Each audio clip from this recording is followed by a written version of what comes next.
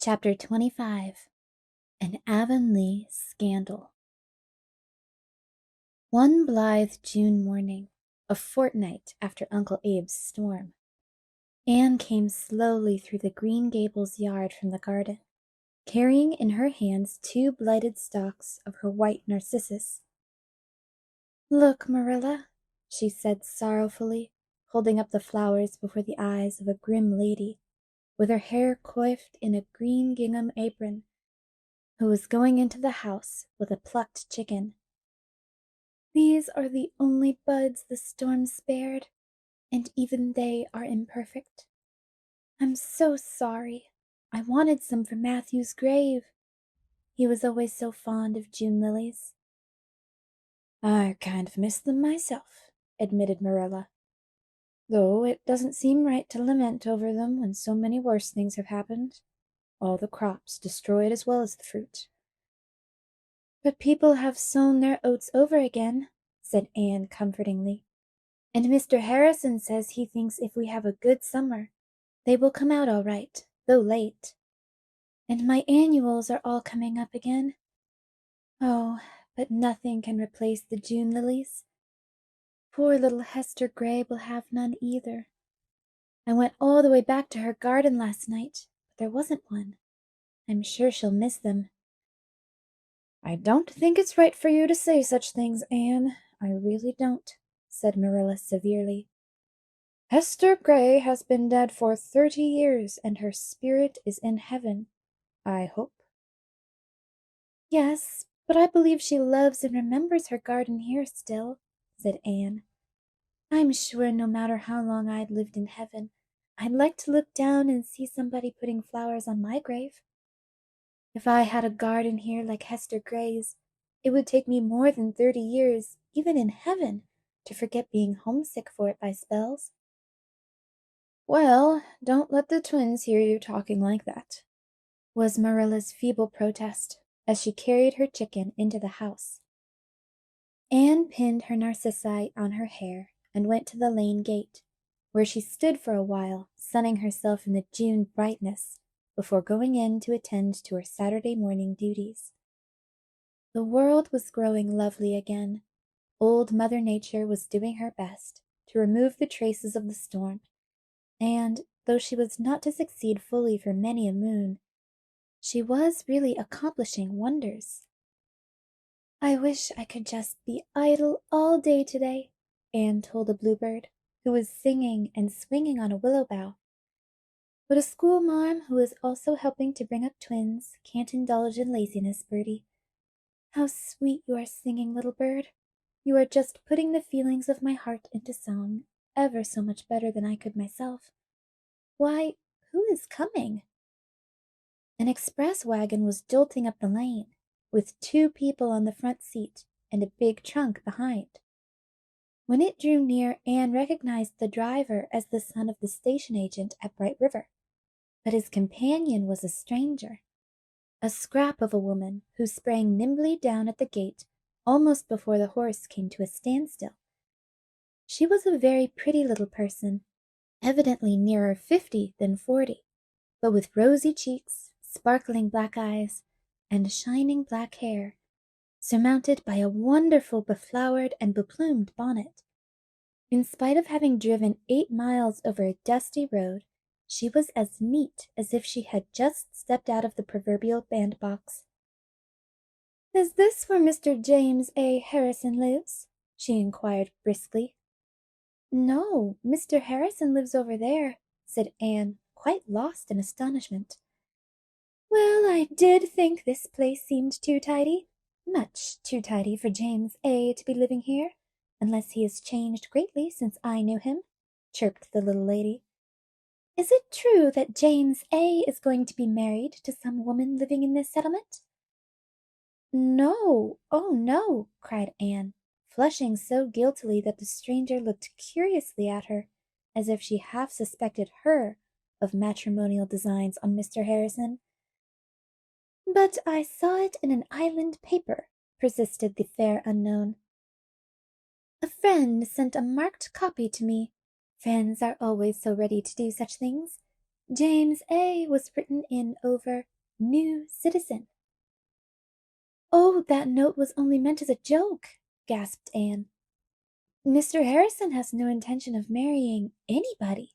I assure you he hasn't." "I'm very glad to hear it," said the rosy lady, climbing nimbly back to her seat in the wagon. "Because he happens to be married already. I am his wife. Oh, you may well look surprised. I suppose he has been masquerading as a bachelor, and breaking hearts right and left. Well, well, James A." Nodding vigorously over the fields at the long white house, "your fun is over. I am here, though I wouldn't have bothered coming if I hadn't thought you were up to some mischief. I suppose," turning to Anne, "that parrot of his is as profane as ever?" "His parrot is dead, I think," gasped poor Anne, who couldn't have felt sure of her own name at that precise moment. "Dead! Everything will be all right then," cried the rosy lady jubilantly. "I can manage James A. if that bird is out of the way." With which cryptic utterance she went joyfully on her way, and Anne flew to the kitchen door to meet Marilla. "Anne, who was that woman?" "Marilla," said Anne solemnly, but with dancing eyes, "do I look as if I were crazy?" "No more so than usual," said Marilla, with no thought of being sarcastic. "Well then, do you think I am awake?" "Anne, what nonsense has got into you? Who was that woman, I say?" "Marilla, if I'm not crazy and not asleep, she can't be such stuff as dreams are made of. She must be real. Anyway, I'm sure I couldn't have imagined such a bonnet. She says she is Mr. Harrison's wife, Marilla." Marilla stared in her turn. "His wife? Anne Shirley, then what has he been passing himself off as an unmarried man for?" "I don't suppose he did, really," said Anne, trying to be just. "He never said he wasn't married. People simply took it for granted. Oh, Marilla, what will Mrs. Lynde say to this?" They found out what Mrs. Lynde had to say when she came up that evening. Mrs. Lynde wasn't surprised. Mrs. Lynde had always expected something of the sort. Mrs. Lynde had always known there was something about Mr. Harrison. "To think of his deserting his wife," she said indignantly. "It's like something you would read of in the States, but who would have expected such a thing to happen right here in Avonlea?" "But we don't know that he deserted her," protested Anne, determined to believe her friend innocent till he was proved guilty. "We don't know the rights of it at all." "Well, we soon will. I'm going straight over there," said Mrs. Lynde, who had never learned that there was such a word as delicacy in the dictionary. "I'm not supposed to know anything about her arrival, and Mr. Harrison was to bring some medicine for Thomas from Carmody today, so that will be a good excuse. I'll find out the whole story, and come in and tell you on my way back." Mrs. Lynde rushed in where Anne had feared to tread. Nothing would have induced the latter to go over to the Harrison place, but she had had her natural and proper share of curiosity, and she felt secretly glad that Mrs. Lynde was going to solve the mystery. She and Marilla waited expectantly for that good lady's return, but waited in vain. Mrs. Lynde did not revisit Green Gables that night. Davy, arriving home at 9 o'clock from the Boulter place, explained why. "I met Mrs. Lynde and some strange woman in the hollow," he said. "And gracious, how they were both talking at once! Mrs. Lynde said to tell you she was sorry it was too late to call tonight. Anne, I'm awful hungry. We had tea at Milty's at 4, and I think Mrs. Boulter is real mean. She didn't give us any preserves or cake, and even the bread was scarce." "Davy, when you go visiting, you must never criticize anything you are given to eat," said Anne solemnly. "It is very bad manners." "All right, I'll only think it," said Davy cheerfully. "Do give a fellow some supper, Anne." Anne looked at Marilla, who followed her into the pantry and shut the door cautiously. "You can give him some jam on his bread, Anne. I know what tea at Levi Bolter's place is apt to be." Davy took his slice of bread and jam with a sigh. "It's a kind of a disappointing world after all," he remarked. "Milty has a cat that takes fits. She's took a fit regular every day for 3 weeks. Milty says it's awful fun to watch her. I went down today on purpose to see her have one, but the mean old thing wouldn't take a fit, and just kept being healthy as healthy, though Milty and me hung around all afternoon and waited. But never mind." Davy brightened up as the insidious comfort of the plum jam stole into his soul. "And maybe I'll see her in one sometime yet. It doesn't seem likely she'd stop having them all at once, when she has been so in the habit of it, does it?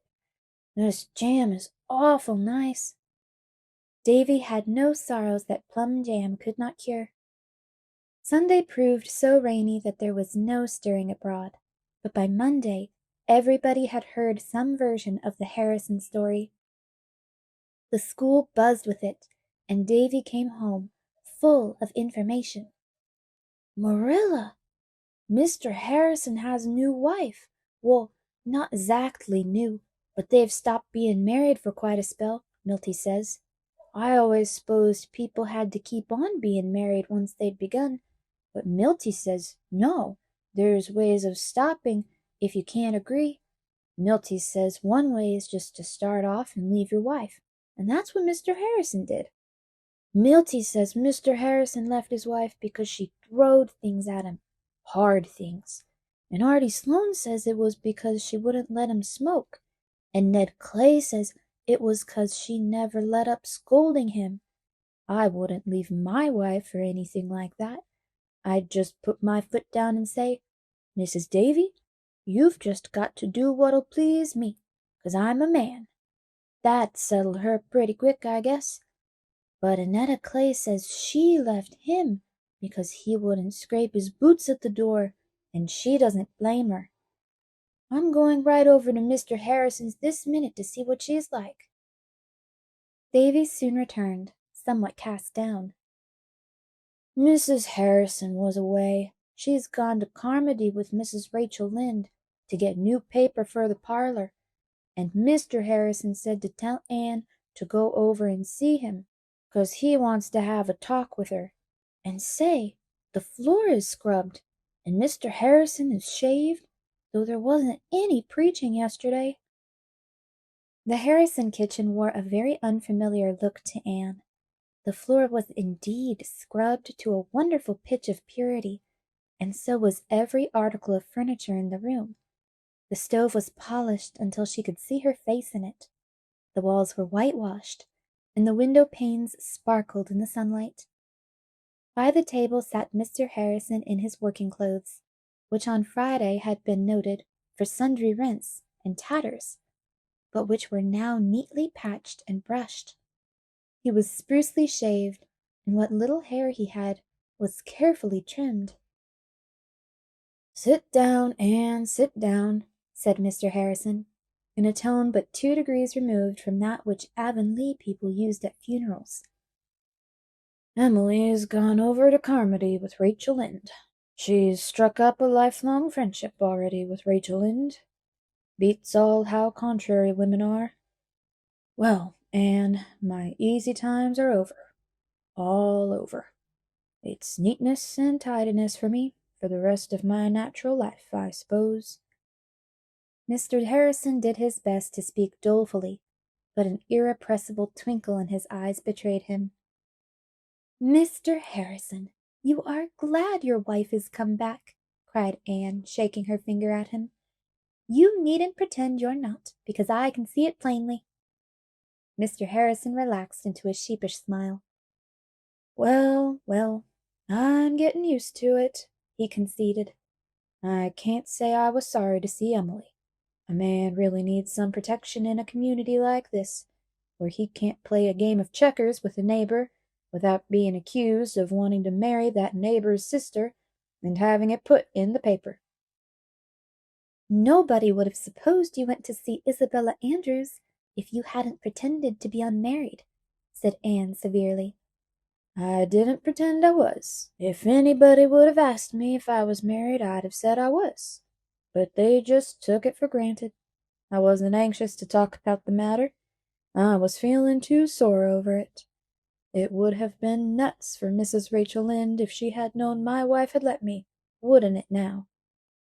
But some people say that you left her. She started it, Anne. She started it. I'm going to tell you the whole story, for I don't want you to think worse of me than I deserve, nor of Emily, neither. Let's go out on the veranda. Everything is so fearful neat in here that it kind of makes me homesick. I suppose I'll get used to it after a while, but it eases me up to look at the yard.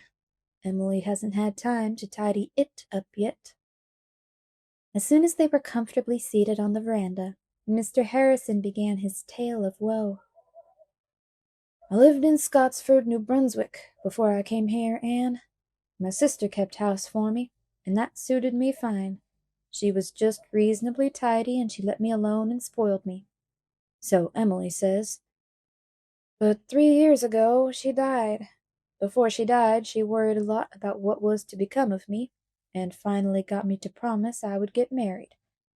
She advised me to take Emily Scott, because Emily had money of her own, and was a pattern housekeeper. I said, says I, Emily Scott wouldn't look at me. You ask her and you see, says my sister, and just so to ease her mind I promised I would. And I did, and Emily said she'd have me. Never was so surprised in my life, Anne.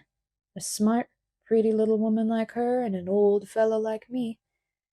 I tell you, I thought at first I was in luck. Well, we were married, and took a little wedding trip up to St. John for a fortnight, and then we went home. We got home at 10 o'clock at night, and I give you my word, Anne, that in half an hour that woman was at work house-cleaning. Oh, I know you're thinking my house needed it. You've got a very expressive face, Anne. Your thoughts just come on out of it like print. But it didn't. Not that bad. It had got pretty mixed up while I was keeping bachelor's hall, I'll admit, but I'd got a woman to come in and clean it up before I was married, and there'd been considerable painting and fixing done. I tell you, if you took Emily into a brand new white marble palace, she'd be into the scrubbing as soon as she could get an old dress on. Well, she cleaned house till 1 o'clock that night, and at 4 she was up and at it again. And she kept on that way. Far as I could see, she never stopped. It was scour and sweep and dust everlasting, except on Sundays, and then she was just longing for Monday to begin again. But it was her way of amusing herself, and I could have reconciled myself to it if she'd left me alone. But that wouldn't do. She'd set out to make me over, but she hadn't caught me young enough. I wasn't allowed to come into the house unless I changed my boots for slippers at the door. I durstn't smoke a pipe for my life unless I went to the barn, and I didn't use good enough grammar. Emily had been a school teacher in her early life, and she'd never got over it. Then she hated to see me eating with my knife. Well, there it was, pick and nag everlasting. But I suppose, Anne, to be fair, I was cantankerous too. I didn't try to improve as I might have done. I just got cranky and disagreeable when she found fault. I told her one day she hadn't complained of my grammar when I proposed to her. It wasn't an overly tactful thing to say. A woman would forgive a man for beating her sooner than for hinting she was too much pleased to get him. Well, we bickered along like that, and it wasn't exactly pleasant. But we might have got used to each other after a spell if it hadn't been for Ginger. Ginger was the rock we split on at last. Emily didn't like parrots, and she couldn't stand Ginger's profane habits of speech. I was attached to the bird for my brother the sailor's sake. My brother the sailor was a pet of mine when we were little lads, and he'd sent Ginger to me when he was dying. I didn't see any sense getting worked up over his swearing, There's nothing I hate worse than profanity in the human being, but in a parrot, it's just repeating what it's heard with no more understanding of it than I'd have of Chinese. Allowances might be made. But Emily couldn't see it that way. Women ain't logical. She tried to break Ginger of swearing, but she hadn't any better success than she had in trying to make me stop saying "I seen" and "them things." Seemed as if the more she tried, the worse Ginger got, same as me. Well, things went on like this, both of us getting raspier, till the climax came. Emily invited our minister and his wife to tea, and another minister and his wife was visiting them. I had promised to put Ginger away in some safe place where nobody would hear him. Emily wouldn't touch his cage with a 10-foot pole, and I had meant to do it, for I didn't want the ministers to hear anything unpleasant in my house. But it slipped my mind. Emily was worrying me so much about clean collars and grammar that it wasn't any wonder, and I never thought of that poor parrot till we sat down to tea. Just as Minister Number 1 was in the middle of saying grace, Ginger, who was on the veranda outside of the dining room window, lifted up his voice. The gobbler had come into view in the yard, and the sight of a gobbler always had an unwholesome effect on Ginger. He suppressed himself that time. You can smile, Anne, and I don't deny I've chuckled over it some myself since. But at the time I felt almost as mortified as Emily. I went out and carried Ginger to the barn. I can't say I enjoyed that meal. I knew by the look of Emily that there was trouble brewing for Ginger and James A. When the folks went away, I started for the cow pasture, and on the way I did some thinking. I felt sorry for Emily, and kind of fancied I hadn't been so thoughtful of her as I might. And besides, I wondered if the ministers would think that Ginger had learned his vocabulary from me. The long and the short of it was, I decided that Ginger would have to be mercifully disposed of, and when I'd draw the cows home I went to tell Emily so. But there was no Emily, and there was a letter on the table. Just according to the rule in storybooks, Emily writ that I'd have to choose between her and Ginger. She had gone back to her own house, and there she would stay till I went and told her I'd got rid of that parrot. I was all riled up, Anne, and I said she might stay till doomsday if she waited for that, and I stuck to it. I packed up her belongings and sent them after her. They made an awful lot of talk. Scotsford was pretty near as bad as Avonlea for gossip, and everybody sympathized with Emily. It kept me cross and cantankerous, and I saw I'd have to get out, or I'd never have any peace. I concluded that I'd come to the island.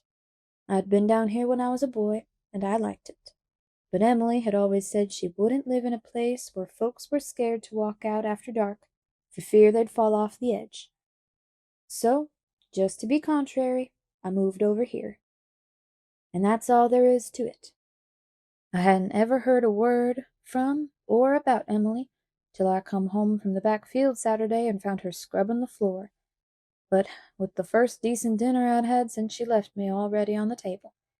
She told me to eat it first, and then we'd talk. By which I concluded that Emily had learned some lessons about getting along with a man. So she's here, and she's going to stay, seeing that Ginger's dead and the island's some bigger than she thought. There's Mrs. Lynde and her now. No, don't go, Anne. Stay and get acquainted with Emily. She took quite a notion to you Saturday. Wanted to know who the handsome red-headed girl was at the next house. Mrs. Harrison welcomed Anne radiantly and insisted on her staying to tea. James A. has been telling me all about you and how kind you've been making cakes and things for him, she said. I want to get acquainted with all my new neighbors just as soon as possible. Mrs. Lynde is a wonderful woman, isn't she? So friendly. When Anne went home in the sweet June dusk, Mrs. Harrison went with her across the fields, where the fireflies were lighting their starry lamps. I suppose, said Mrs. Harrison confidentially, that James A. has told you our story? Yes. Then I needn't tell it, for James A. is just a man and he would tell the truth. The blame was far from being all on his side. I can see that now. I wasn't back in my own house an hour before I wished I hadn't been so hasty, but I wouldn't give in. I see now that I expected too much of a man, and I was real foolish to mind his bad grammar.